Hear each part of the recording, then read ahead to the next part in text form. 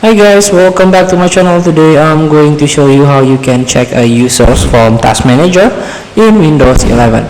So here, if you want to check what processes that run on your background by users, so you have to check it out. You can check it out on Task Manager. So you can right click on your taskbar in order to access Task Manager. Here there is some option that you can try.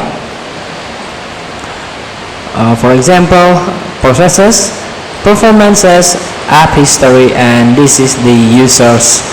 So here right now only one users that run on this system. So this is the software that run by this user, including a Windows system app and also and software like Google Chrome and my recorder, and of course the graphic card driver. So here, if there is another one, there is another user in here, and you can manage user account, or you can log off the selected user in here, or you can try to run new tasks on this user. Feel free to try. Thank you for watching. Don't forget to comment, like, and subscribe, and so click this button below. See you in the next video.